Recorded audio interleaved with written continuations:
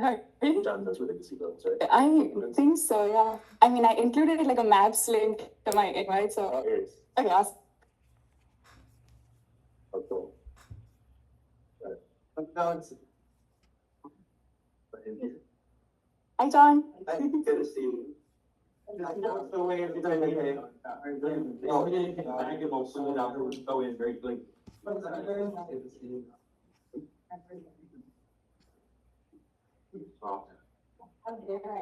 Yeah, that's what I'm getting. Yeah, please. Nice to meet you. Absolutely. I know. And emails and things like that. Yeah. Zoom stuff. Yeah, she's been a long time. That's, I mean, they work on very. The correspondence. Oh, they have corresponded a lot. That's so. I see. Maybe not plans design, but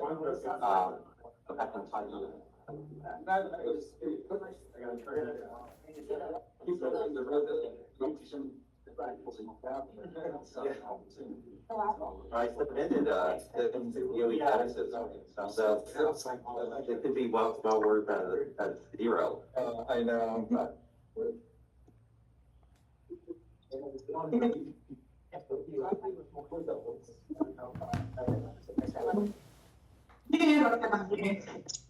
Some of the food isn't very connect with the course Zoom meeting.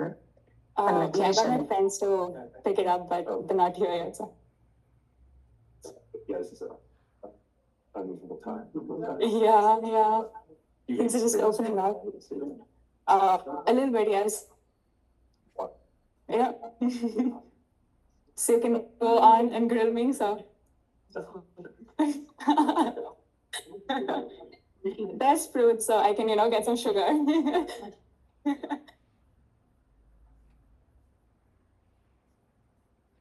Hey, Kesha, how are you? I think you have to. Cool. Okay. All right. Good morning, everyone. Thank you so much for coming. It's my pleasure to introduce Kesha Tumakwa for her PhD thesis defense. I'll just share a few thoughts and a little bit of background on Kesha. Kesha came to Stanford from India. She did her undergraduate work at IIT Bombay, also did some research at Technion and at a Max Planck Institute in Germany prior to coming to Stanford. I gotta say, it's insanely hard to be admitted to PhD program coming from India. And in Kesha's case, she has an engineering background. Okay, so I think her degree is in engineering, and she was applying to a chemistry department. So you can imagine that there's some skepticism on the admissions committee about someone who doesn't have the same chemistry background as most of our students. I'm proud to say that was not me. Okay, I was a champion from the very first time I saw her application. And I, of course, it's easy to say now, but I recognized really a element of determination, which is probably one of the, if not the biggest predictor of success. It turns out that her engineering mindset was very useful for her research. So she joined my group and joined our project in heterogeneous catalysis. I won't go into the details, but basically a transformation that's really central to transforming CO2 into any of a variety of useful products. At that time, so we had a catalyst material that we were excited about, that her predecessors had developed in the project. And so through a couple of meetings, we kind of aligned on some high-level goals. One, we wanted to advance that catalyst toward application, toward translation. Doing so meant that we needed to be able to do catalysis in what we felt was an industrially relevant regime. at the same time doing science in that regime with a catalyst that's quite unusual, sort of a different breed of catalyst than what one typically finds. We wanted to understand how the system fit, or sorry, how the catalysis fit within a larger system. So that would require some fairly advanced modeling to really see, where we add value. These were kind of like programmatic goals. I don't know if I made that clear, but Kesha succeeded in every single dimension, as you'll see, not alone. So she helped recruit Robert and Henry to the project, and that has been just at least from my perspective, a phenomenal team. I don't know if there's any discontent internally, but they certainly project harmony and synergy. So when I look back at where we were at the time, what the goals were, and at the start and where we are now, I think it would have stretched my belief to say we would have made the progress that has been made. One of the key breakthroughs, sort of bringing it back to this idea of chemistry versus engineering, that really led to a next generation catalyst was a quite important chemical insight that Kesha had. So a great success story. It's not without frustration along the way. There were sort of a couple of sources of frustration. One is trying to operate in a regime that there really wasn't a blueprint for. It's just very technically difficult to operate in that regime. So a lot of troubleshooting and infrastructure development to enable experiments to be done, period. Second source of potential frustration is that catalyst, as I said, is quite unusual, goes against the grain. It's difficult to interrogate by sort of standard heterogeneous catalysis science approach.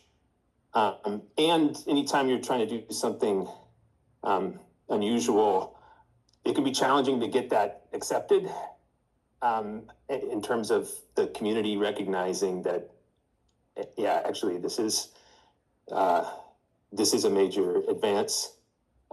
That's exactly, there's no place else I'd rather be scientifically, but you have to be willing to sort of tolerate a lot of rejection and skepticism. I don't ever remember detecting and talking with Kesha during some of these periods where there's a lot of either troubleshooting or dealing with obtuse editors or whatnot. I don't remember detecting frustration on her part. Maybe she was channeling that and I just didn't get it. But this goes back to sort of this determination, and not just sort of hard-nosed determination, but really optimistic determination to that we will find a way eventually. And like I said, she did in every single dimension here. So it's really been a pleasure to work with her. It's on Robert and Henry to convince her to stay, to become a postdoc, for example. And thanks everyone for joining us today.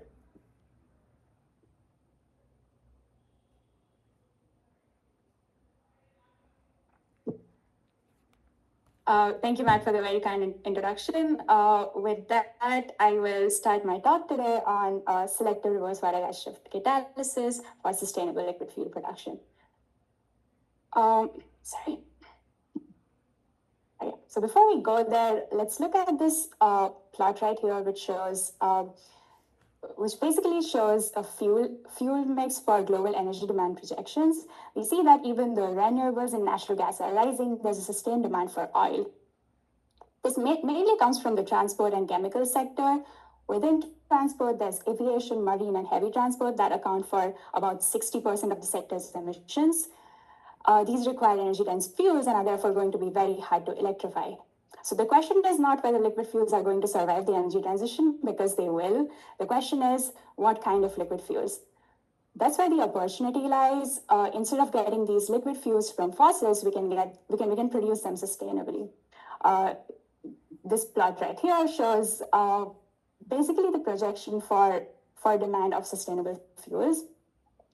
We see that we see a massive growth, and we see that the demand reaches 600 million tons by 2050. This is a huge scale, and when we are operating at such large scales, it is important to think about what kind of feedstocks we are using to make them.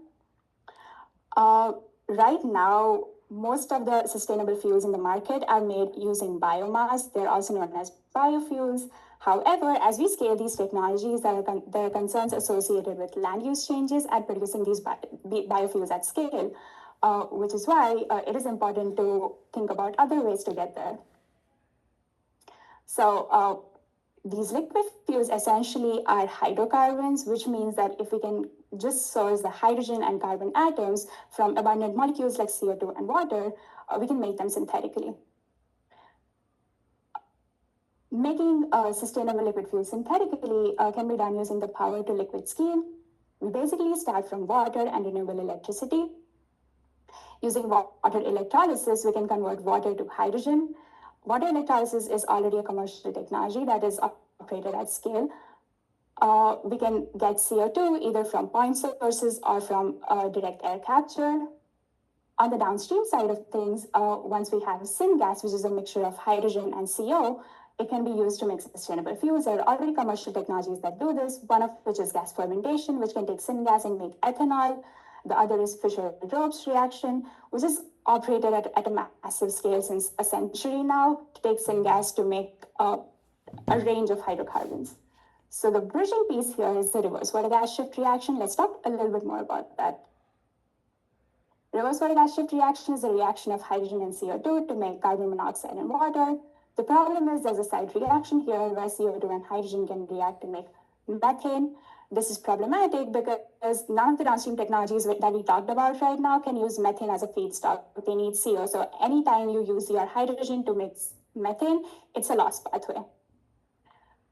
If I have a 3-to-1 mixture of hydrogen and CO2, and if I use an unselective catalyst, this is what the product mix looks like at equilibrium. At the low temperatures, because Sabatier reaction is exothermic, you mostly make a lot of methane. Only when you go to very high temperatures do you start seeing considerable CO yields. This is the first operating regime for reverse water gas shift catalysis, which is the high temperature unselective catalyst. This is what most conventional systems use. There are a lot of nickel-based catalysts that are shown to be active in this regime and stable.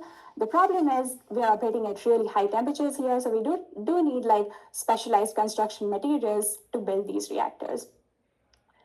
On the other hand, if you had a selective catalyst, you could actually get to considerable CO yields even at lower temperatures. So that's the other reverse water gas shift operating regime, which is the low temperature selective regime. There are copper-based catalysts that have shown to be selective and very active in this temperature range, but they're only stable up to 500 degrees. The problem is this is an equilibrium limited reaction, and if you're operating at the low temperatures, you're going to be limited by how much CO2 conversion you're seeing. A relatively unexplored regime is the intermediate temperature regime, where without going to very high temperatures, you can now have considerable CO in your stream. So the question is, where does the optimum lie for reverse water gas shift temperatures? We can also talk about the other operating axis, which is the pressure. Taking a systemic view of things, we can start by looking at the downstream system. So the pressure itself depends on what downstream technology you're using, but in all cases, it is going to be pressurized. If we look at the upstream side of things, water electrolysis produces hydrogen, which is already pressurized at 30 to 40 bar. For CO2, if you're doing an on-site capture, your CO2 is at atmospheric pressure, but if it is being transported in any way, it is going to be at above 100 bar. This means that all of our downstream processes are pressurized. So if we can operate reverse water gas shift under pressurized conditions, we can leverage the energy that is there in the already pressurized inlet stream. The problem is, as you go to higher pressures, your selectivity for methane increases, so you're not making as much CO anymore. So that's the other question, like where does the optimum for pressure lie for a reverse water gas shift reactor? For us to be able to make liquid fuels more efficiently, there are key technical questions that we need to answer about the reverse water gas shift process itself. The first is, where is the optimum operating window for this reactor? Once we have that, we can see if there's a catalyst that has a desired activity and selectivity in this temperature range and pressure range. And then finally, how do we ensure long-term stability of these catalysts? We can start by trying to answer the first one, and we can do that using process modeling. So here I model an integrated reverse water gas shift FT system. I know it's a lot to take in, but I'll walk you through it. We start with hydrogen and CO2. They are mixed in and preheated. They go into a reverse water gas shift reactor, which converts them to syngas. We condense water out of it, compress the stream, and send it into the FT reactor right here. FT takes syngas in and converts it to a wide range of hydrocarbon products, which are then separated. The first stream that comes out is an off-gas stream, which has leftover reactants along with small hydrocarbons. Then we get our products, which are naphtha, jet fuel, and diesel.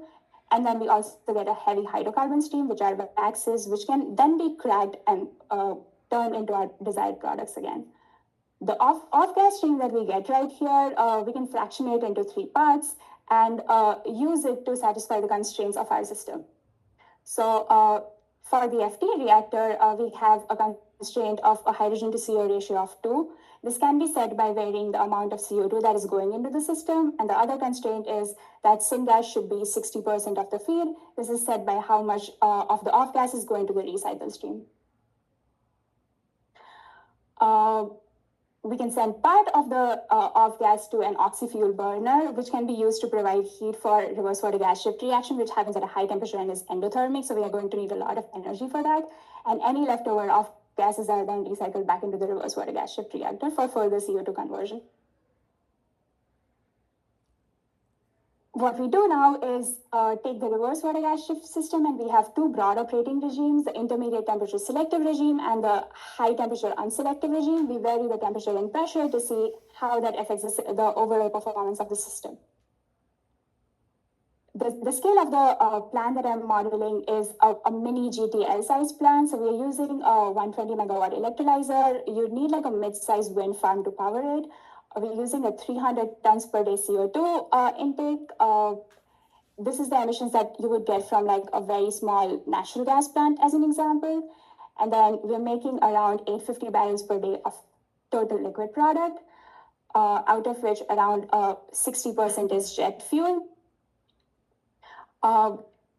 This is enough to power about 1 to 4 transatlantic flights. So it's definitely not a very big plant, but it's definitely bigger than a demo scale plant. Before we go into the results, let's talk about the key performance indicators that we can use to compare across reverse water gas shift conditions. The first one is hydrogen efficiency. So how much hydrogen that you're sending in is actually converted to fuel. This is important because how these reactions work is that you always generate water as a co-product. So if we were to make just a very long chain hydrocarbon, so essentially a CH2 bond, we would get a hydrogen efficiency of around 33%. If we were to make the smallest hydrocarbon that is methane, we would get a hydrogen efficiency of around 50%. And somewhere in between, C12, which is the midpoint of the jet fuel range that we are most interested in, we get a hydrogen efficiency of around 35%. This is by stoichiometry, and we cannot do better than this. The next interesting thing is energy efficiency. So based on how much hydrogen and electricity for compression is going into the system, how much energy is coming out as fuel. We can again use stoichiometry and thermodynamics to figure out what the upper limit here is, and it's around 83% because the overall reaction right here is exothermic. And then finally, we can look at power to liquid efficiency. So taking one step further and starting from electrolysis electricity as well, and using an electrolysis efficiency of 67%, we get to a practical limit of around 56%. We can start by looking at the fuel production rate. Before we get there, just taking a systemic view of things, hydrogen is going into the system. It can come out either as fuel or water. Anything that comes out of as water is basically a lost pathway. We already saw reaction stoichiometry is the source of that. Other sources is methane production in the reverse water gas shift reactor, because methane cannot be converted to fuel in the FT reactor. And then the third pathway is basically combustion. If your reverse water gas shift reactor requires more heat, you are going to have to burn more fuel in the oxy-fuel burner. As a reminder, the selective reverse water gas shift reactor only makes CO, and an unselective reactor makes both CO and methane.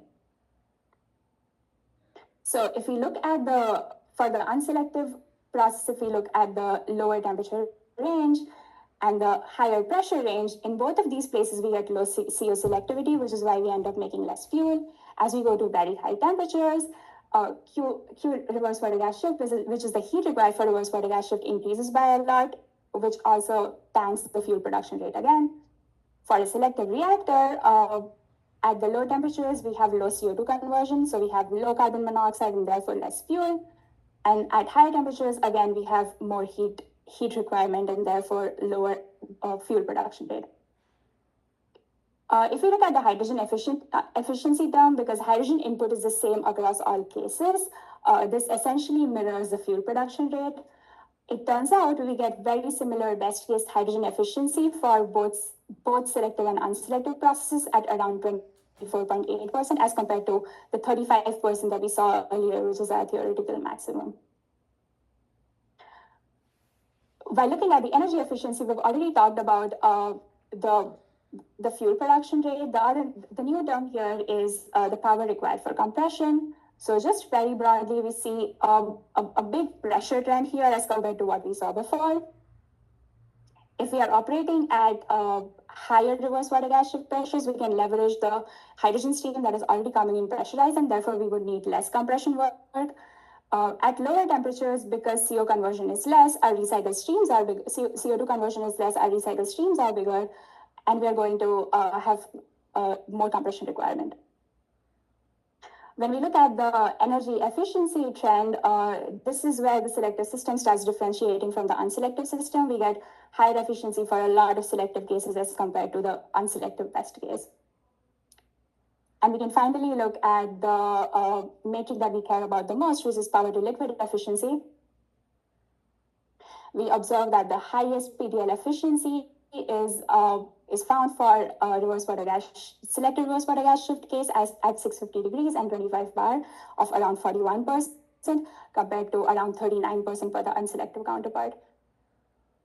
From here, we get that operating selective reverse water gas shift reactor in the 600 to 700 temperature range and 10 to 25 bar pressure actually outperforms the unselective reactor.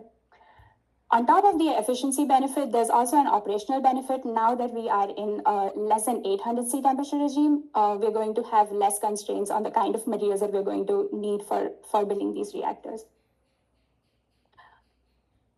So coming back to the key questions slide, we kind of know that the optimum operating window is this intermediate temperature and elevated pressure regime. Let's now take a look at the literature to see if there are catalysts that have desired activity and selectivity.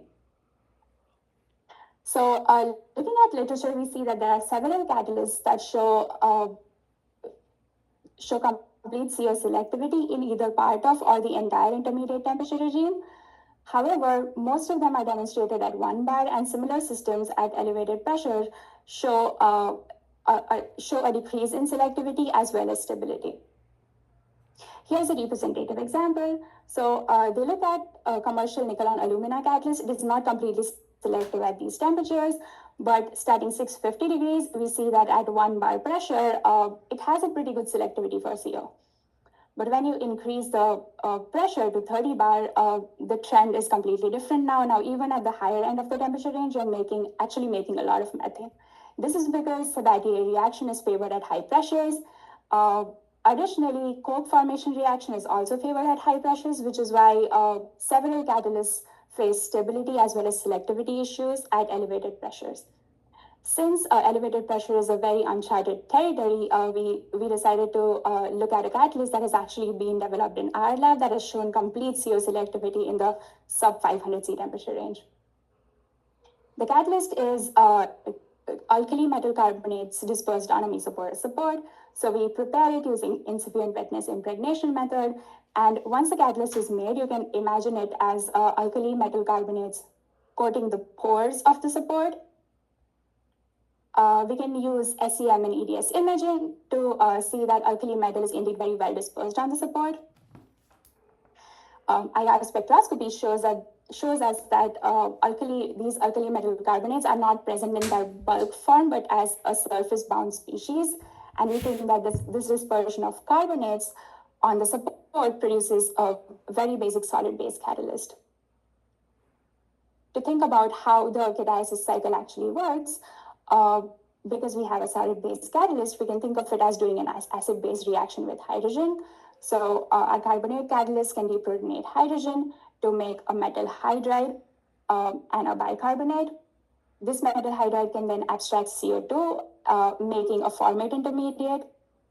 The formate intermediate would then decompose to make carbon monoxide, leaving behind a hydroxide. This hydroxide can then react with the neighboring bicarbonate, abstracting the proton from there, releasing water, and then completing the cycle to regenerate our carbonate catalysts. We test this catalyst using a custom fixed bed reactor setup. We have mass flow controllers right here, which control the stream of hydrogen and CO2 going in, and they go into this reactor section right here. It is actually very challenging to find reactor materials that are inert under these conditions and can also hold pressures. We ended up building a reactor out of silicon carbide tubing, which works well for our case. The reactor itself is heated using a furnace, and we send the reactor effluents to a gas chromatograph for further analysis. So this is what most of the data here is going to look like. Just to explain a little bit more about the setup, all the data will have a reverse water gas shift equilibrium line. Because it is an equilibrium limited reaction, this is the theoretical maximum that we can do. All the data will be at 10 bar. The gas alley space velocity, or GHSV, is basically how fast you can flow your reactants, normalized by the volume of the catalyst bed. So you need a more active catalyst to be able to reach equilibrium at higher GHSVs. Industrially, people use GHSVs of around 10 to 15,000 per hour. So we are operating at a very high GHSV here, and we're using powdered catalysts. We basically run a ramp from 400 to 700 degrees, holding for around 4 hours at each temperature to ensure steady state conversion. I'm showing the background conversion right here, and we see that there's very little activity from the reactor itself. We start by looking at gamma alumina, which is our support in this case, and we see that gamma alumina itself is also active for reverse water gas shift reaction. When we load an alkali metal carbonate on top of it, lithium carbonate here, we see that the activity now is much higher, and the catalyst can actually demonstrate equilibrium conversion at 700 degrees. As we move down the periodic table to go to sodium, potassium, and cesium, we see that the activity further increases, with potassium and cesium carbonate catalysts now demonstrating equilibrium conversion even at 550 degrees Celsius. This trend can be explained by looking at charge density of these cations. As you go down the periodic table, the charge density decreases, rendering a more basic carbonate. If you have a more basic carbonate, it is going to be more effective at deprotonating hydrogen, and therefore you get better activity. Another important point is all of these catalysts are completely selective for CO. We do not detect any methane here, and this is the first demonstration of a catalyst in literature that is 100% CO selective at elevated pressure in this temperature range. We investigate the potassium and sodium carbonate catalysts further just because they are cheap and abundantly available and still very active for the reaction. For the stability test, we need to pick a temperature where the conversion is below equilibrium so that any deactivation can be seen in form of loss of conversion. 540 is the maximum that we can go under these GHSV conditions. We see that both potassium and sodium carbonate catalysts show very stable conversion and good CO selectivity for over 100 hours on stream. We then turn to characterization of the spent catalyst to see if there has been any structural evolution on these catalysts. Looking at SEM-EDS imaging, we see that potassium is still well dispersed on the support even after 100 hours on stream. XRD patterns, analysis of XRD patterns shows us that no crystalline potassium carbonate formation happens, so we don't have any sintering of the active phase. And then finally, we look at thermogravimetric analysis to look for any coke deposited on the catalyst. So if there were coke on the catalyst, the combustion under nitrogen and combustion under air would give us different weight percentages at the end, and then we would have to look at the difference between them to get the amount of coke that we've deposited, but that doesn't happen here, which means that we also don't have a coking problem. Since we saw that these catalysts are very stable, we started thinking more about integration with an FT reactor. FT reactor usually operates at a low per bus conversion, so any off gases are going to have leftover reactants along with small hydrocarbons that I talked about before. A good way to increase the efficiency of the overall process is by recycling the leftover off-gas stream to the reverse water gas shift reactor directly. This means that the reverse water gas shift catalyst that we have is going to be tolerant to small hydrocarbon impurities. That is something we wanted to test. So we do a very simple experiment where we start with a pure 3-to-1 hydrogen CO2 stream. For 8 hours in between, we add around 5 mole percent methane in there, and then we go back to a pure hydrogen CO2 stream. We see that the conversion as well as the selectivity stay the same throughout, showing us that the catalysts are actually tolerant to methane. We do the same experiment with propane in the stream, and we find the same results. So we've demonstrated that there is actually a catalyst system that is active and stable and selective in this temperature range. Now before we talk about long-term stability, there's one more stop we need to make. To do long-term stability experiments, we need to hone into a smaller temperature range.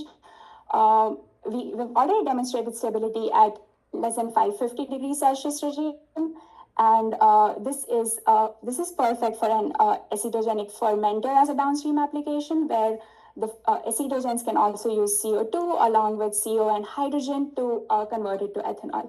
So the optimum for this reaction lies somewhere around 500. But my work here focuses on FT, where the reactor actually cannot use CO2, so we need higher conversions. And as we did earlier in the presentation, find that the optimum operating temperature window here is 600 to 700 degrees Celsius. So we decided to go hone in on this temperature range and talk more about and work more on this. So what we do is we basically develop a testing protocol in this regime. It is important to do that because in order to quantify deactivation, your conversion needs to be sub-equilibrium. A good way of ensuring that is by artificially increasing the GHSV by diluting the catalyst with an inert material, but none of the common diluents that are used in research are actually inert under these conditions. So this was not accessible to us. The next thing we could do is just increase the GHSV. We tried doing some experiments in a capillary reactor where the GHSVs were very high, up to 300,000 per hour. And even then the catalyst achieved equilibrium under these conditions, which means that we are never going to be able to reach high enough GHSVs to be in this regime. So we designed a protocol where we essentially choose a benchmark temperature where the conversion is sub-equilibrium. We have a window of high temperature exposure between that, and we go to the benchmark again, and we should be able to see any deactivation as the change in conversion at the 2 points. We do exactly that with potassium carbonate and gamma alumina catalysts. We start with 5-minute windows of high temperature exposure going on to longer exposure times, and we see that the catalyst indeed shows a loss of activity at the lower temperatures. We see very similar results for sodium carbonate and gamma alumina catalysts as well. If we just plot them here to be able to see it better, we see that a lot of deactivation actually happens in the first couple of hours, after which it starts tapering. But all in all, there's a different rate of deactivation observed for potassium and sodium-based catalysts. we look more into the post-mortem analysis of these catalysts to see what is causing it. The first thing we look at is surface area. So we see about a 30 to 50% surface area loss for both of these catalysts. If we look at XRD patterns, we don't see any crystalline carbonates, but we do see formation of alkali aluminate species. So from here, we have two possible pathways of deactivation: the loss of surface area due to sintering of the support itself, and then the second one is loss of active sites because your alkali carbonates are now converted to alkali aluminates. The alkali aluminate formation, for the alkali aluminate formation, alkali metal actually has to disrupt the support lattice, so it can lead to pore collapse, and that itself can also lead to surface area loss, which is why we decided to look at the alkali aluminate formation first. We can do this by doing operando XRD measurements. We use a capillary cell setup from coaxis team at SLAC. The experiment is basically the same testing protocol that I described before, but now we do XRD scans every 5 minutes, and we sample the effluent using a gas chromatograph every 3 minutes.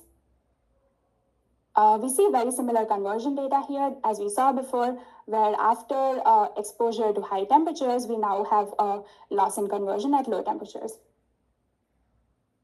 What we see on the XRD side of things is that sodium aluminate peak actually starts appearing at around 670 degrees, increasing further with high temperature exposure. And all in all, we find like a good correlation between loss of activity and increase in the crystallite size of sodium aluminate, which is why we can say that deactivation is actually coming from sodium aluminate formation. How does this happen? Well, carbonates at all temperatures are in a dynamic equilibrium with oxides and CO2. The oxides can undergo almost an acid-base reaction with alumina, which is a support here, to make alkali metal aluminates. And we can find out the actual aluminate phase that they'll end up at using phase diagrams. So now that we know that the problem is our active material is doing an unfavorable interaction with the support, we went on to looking at support that are less acidic so that they are less likely to do this interaction. We started by looking at a calcium aluminate support, but we see that alkali metal and calcium can do an ion exchange reaction, and we still have the same problem.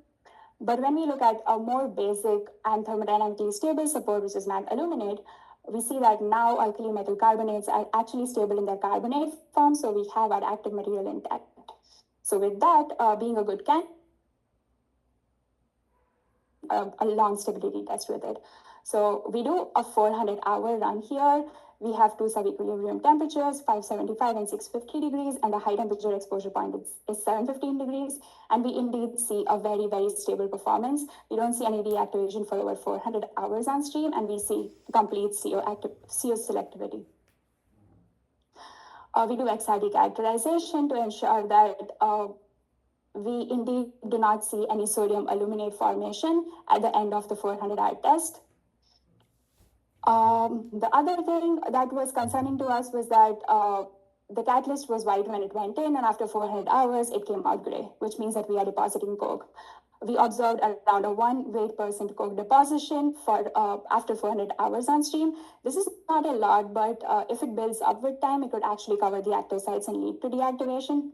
So we do a very simple procedure where on stream, we oxidize the catalyst to be able to oxidize the coke and regenerate the catalyst. And we see that the activity of the catalyst is maintained after the oxidation step.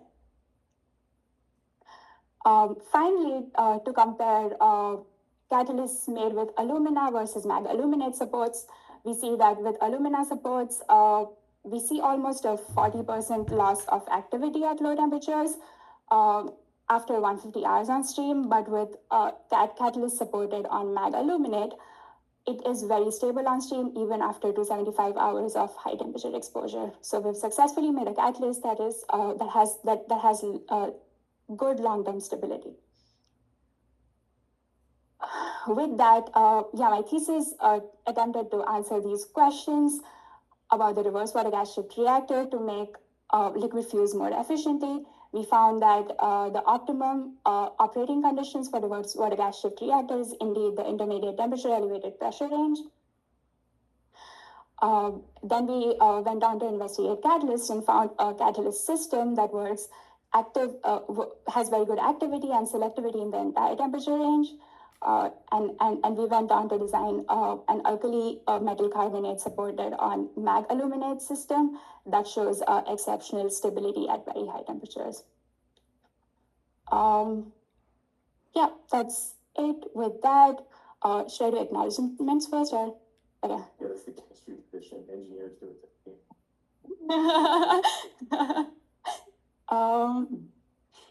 Yeah, for acknowledgements,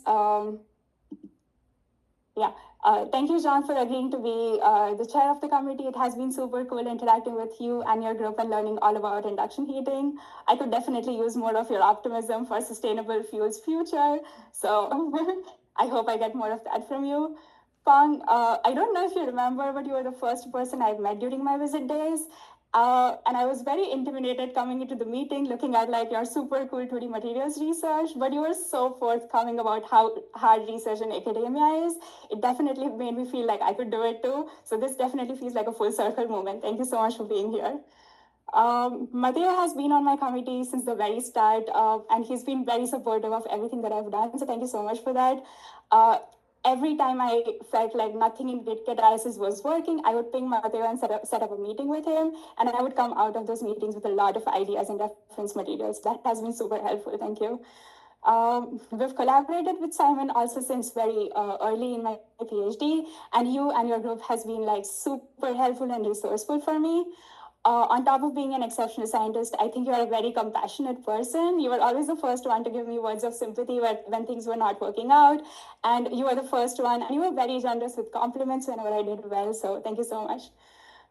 Matt has been an amazing advisor to me for all of my 5 years. I joined the group because I liked how grounded in reality all the research projects were. And like only when I spent more time here, I realized that it's because you go above and beyond to ensure that that is the case. And all of us really appreciate that. I'm very happy that you gave me the space to do whatever I wanted while nudging me on big picture things.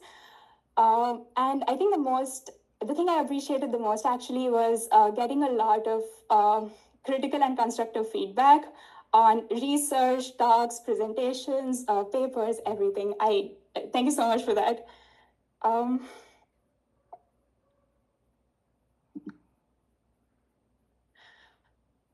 My lab right here, this is a crazy mix of wonderful people. They've given me an amazing environment to do everything that I wanted to do. Although we all work on very different things, they made suffering through failed experiments so much more tolerable. So thank you for that. Special thanks to Dr. Chastity Lee.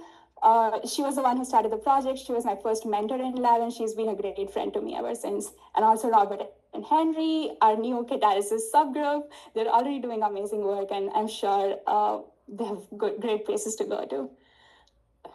I would also like to thank my advisors from before my time at Stanford. Bala sir was the first one to give me an opportunity to do research. I will always, always love semiconductors thanks to him. David, I only worked with David remotely because pandemic ended up happening when I was going to go to Israel. He is such a compassionate person, an optimist, and such an amazing scientist.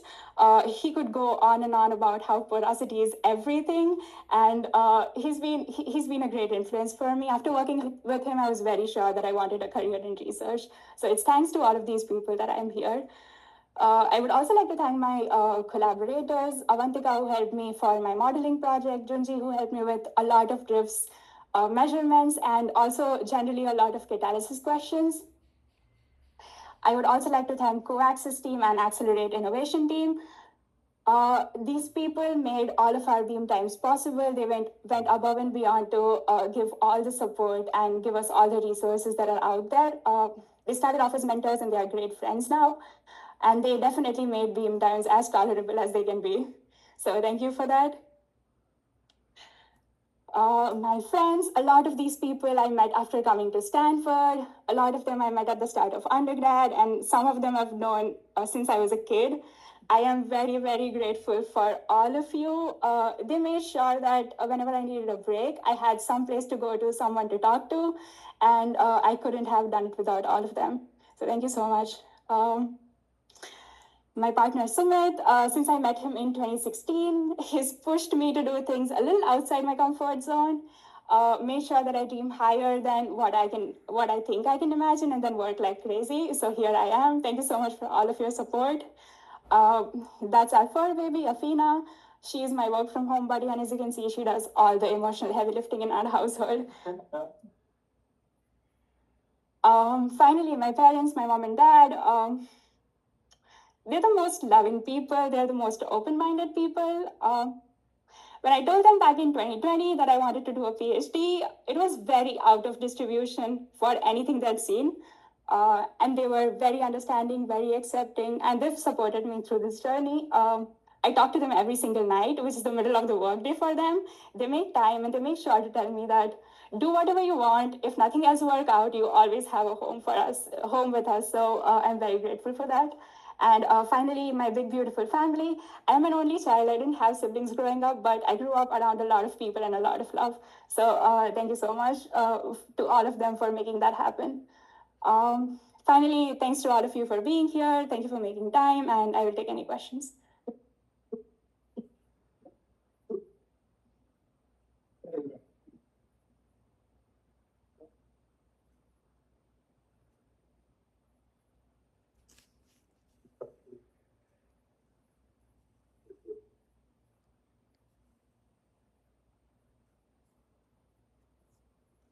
Yep. Thank you. Here, but also on the other substance that you tested, they all showed activity for conversion. I don't know if it's kind of like, did you know why gamma oxide makes CO? Their unknown reaction. I think gamma alumina is known to have activity for water gas shift reaction. So similarly, it has activity for reverse water gas shift reaction. I think it mostly comes from the hydroxyl sites that are present on top of it, and there's a higher density of them in gamma alumina than other alumina-based supports. So that's probably why.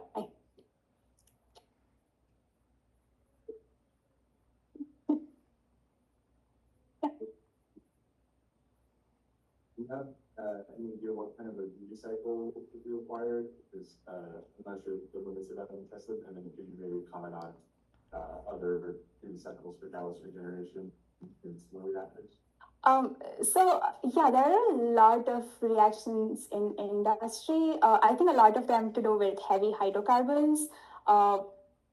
Also things like oligomerization reactions, where a lot of coke ends up depositing on the catalyst, and they regenerate it like every 10 minutes or something because it is so deactivating. So certainly in industry, things like that are done. For our case, I don't really have a great answer on the duty cycle because not a lot of coke is deposited. We see 1 weight % after 400 hours on stream, and like it doesn't seem to cause deactivation yet. So this was just a very small experiment where we saw that we can actually just oxidize it off and still be good. Yeah, so I guess that is something that is to be determined.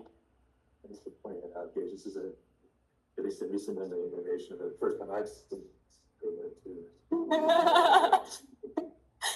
noticed it. Just not going noticed it, nor unappreciated.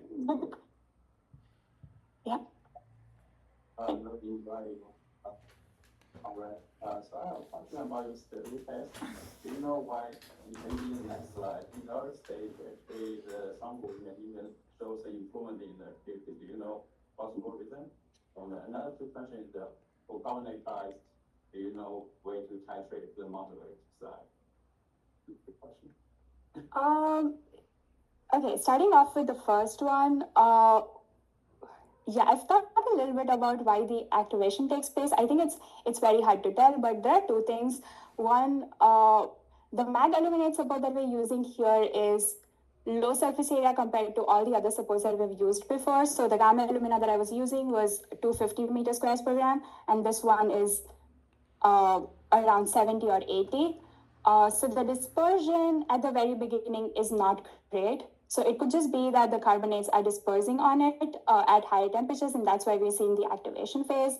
The other thing is, at the beginning, the support only has crystalline mag oxide peaks, but even if you just calcinate it, it gets magnesium aluminate peaks. So it could just be also be an evolution of the support itself. So it could be either of the two things.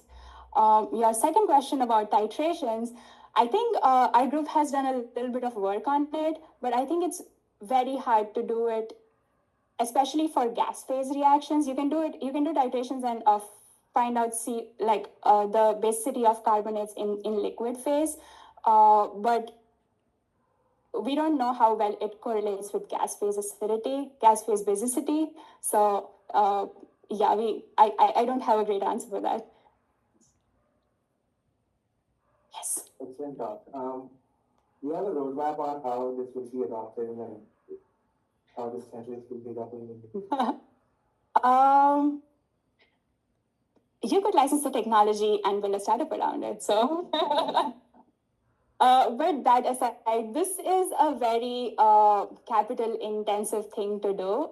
So I think the best way to do this is for technology providers that model the whole process and provide the whole process. They could integrate this in their process, and that's how it would be brought to real life, I guess. Yes. Very nice. Your thesis covers a lot of ground. Do you see yourself as a chemist, a chemical engineer, metallurgist? What's the last one? Metallurgist. Oh. You said that. Definitely not a metallurgist. I feel like I don't know enough about that. I always tell my lab mates how I feel like an imposter in the chemistry department because I know no chemistry. I do know chemistry. So I think I consider myself more as an engineer. But being around chemists has helped me a lot. So a little bit of chemistry with that. Oh.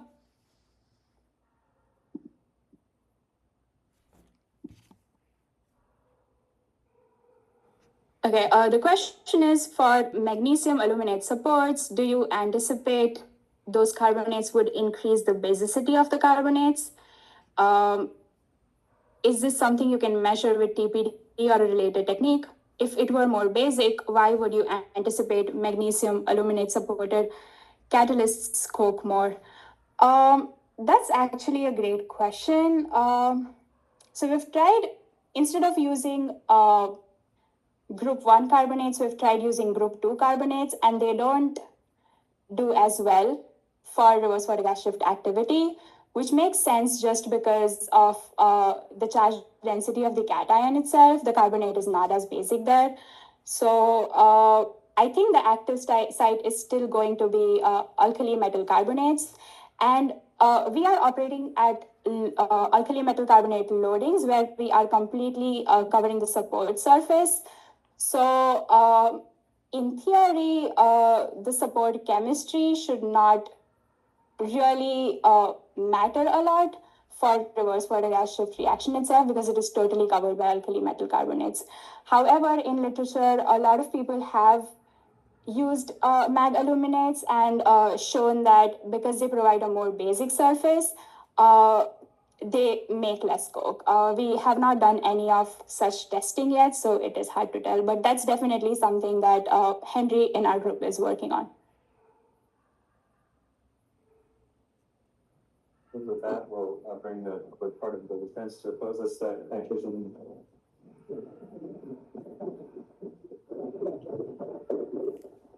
Hey, Kesha. This is Pinak. Are you able to hear me? Hello? Yeah, no, it's super warm in here. Thank you everyone for coming on Zoom. Oh God, thank you so much. Thank you for coming. Amazing talk. Thank you. There it is.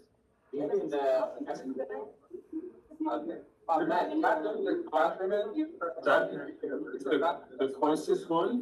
It's in step. Oh. You can go. Yeah, this one, yeah, so. The recording has stopped.